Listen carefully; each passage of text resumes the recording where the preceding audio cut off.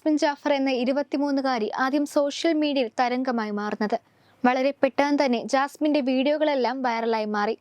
വൈകാതെ യൂട്യൂബിൽ 1 മില്യൺ സബ്സ്ക്രൈബേഴ്സിനെയും ജാസ്മിന് ലഭിച്ചു. സോഷ്യൽ മീഡിയ ഇൻഫ്ലുവൻസർ എന്ന നിലയിലായിരുന്നു ജാസ്മിൻ ബിഗ് ബോസിൽ എത്തുന്നത്.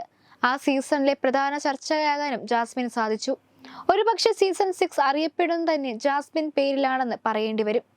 സഹമത്സരാർത്ഥിയായ ഗബ്രിയുമായുള്ള ജാസ്മിന്റെ സൗഹൃദമായിരുന്നു പുറത്ത് വലിയ ചർച്ചയ്ക്ക് കാരണമായത്. തുടക്കത്തിൽ തങ്ങൾ വെറും സുഹൃത്തുക്കൾ മാത്രമാണെന്നായിരുന്നു ജാസ്മിനും ഗബ്രിയും പറഞ്ഞിരുന്നത്. ഇരുവരും കോംബോ പിടിച്ച് കളിച്ചത് സോയിൽ പിടിച്ചു നിൽക്കാനുള്ള തന്ത്രമായും വിലയിരുത്തപ്പെട്ടു.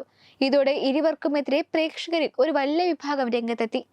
വിവാഹം ഉറപ്പിച്ച ശേഷമാണ് ജാസ്മിൻ ബിഗ് ബോസ് വീട്ടിലെത്തിയത്.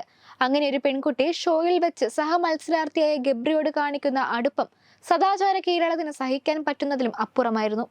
ഇതിനിടയിൽ വിവാഹം ഉറപ്പിച്ച യുവാവ് വിവാഹത്തിൽ നിന്നും പിന്മാറുകയും ചെയ്തു.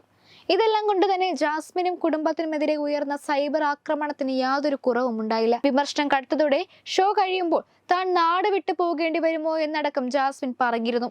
എന്നാൽ ഷോ കഴിഞ്ഞതോടെ ജാസ്മിനെതിരെ ഉയർന്ന വിമർശനങ്ങൾ പതിയെ കുറഞ്ഞു തുടങ്ങി. ഗബ്രിയുമായി ഹൗസിന് പുറത്തും സൗഹൃദം തുടർന്നതോടെ ഒരു പരിധിവരെ ഇരുവരുടെയും കൂട്ടുകെട്ട് സ്വീകരിക്കപ്പെട്ടു. വീണ്ടും തന്റെ യൂട്യൂബിൽ വീഡിയോകളുമായി ജാസ്മിൻ പ്രത്യക്ഷപ്പെട്ടതോടെ പഴയ പിന്തുണ തിരിച്ചു പിടിക്കാൻ ജാസ്മിന് സാധിച്ചു. യൂട്യൂബിൽ സബ്സ്ക്രൈബേഴ്സിന്റെ എണ്ണവും കൂടി.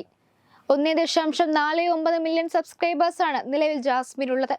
ഇത്രയും സബ്സ്ക്രൈബേഴ്സ് ഉള്ള ജാസ്മിന്റെ വരുമാനം അപ്പോൾ എത്രയായിരിക്കും? ഇത്തരം ഒരു ചോദ്യം ആരാധകരുടെ മനസ്സിലുണ്ടെങ്കിലും അതിന് താരം ഇതുവരെ വ്യക്തമായ ഒരു മറുപടി നൽകിയിട്ടില്ല. കേരളത്തിലെ ഏറ്റവും കൂടുതൽ വരുമാനം നേടുന്ന യൂട്യൂബേഴ്സിനിടയിൽ 7ാം സ്ഥാനത്താണ് ജാസ്മിൻ എന്ന് അഭ്യൂഹങ്ങളുണ്ട്. ഇപ്പോഴിതാ ഇത് സംബന്ധിച്ച ചോദ്യത്തിന് ജാസ്മിൻ തന്നെ മറുപടി നൽകുകയാണ്.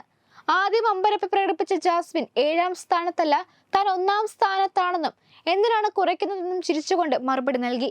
വളരെ കഷ്ടപ്പെട്ടാണ് താനും കുടുംബവും ഇന്ന് കാണുന്ന നിലയിൽ എത്തിയതെന്നും തന്റെ സോഷ്യൽ മീഡിയ വരുമാനം തന്നെയാണ് കുടുംബം സാമ്പത്തികമായി മെച്ചപ്പെടാൻ സഹായിച്ചതെന്നും നേരത്തെ ജാസ്മിൻ തുറന്നു പറഞ്ഞിട്ടുണ്ട്.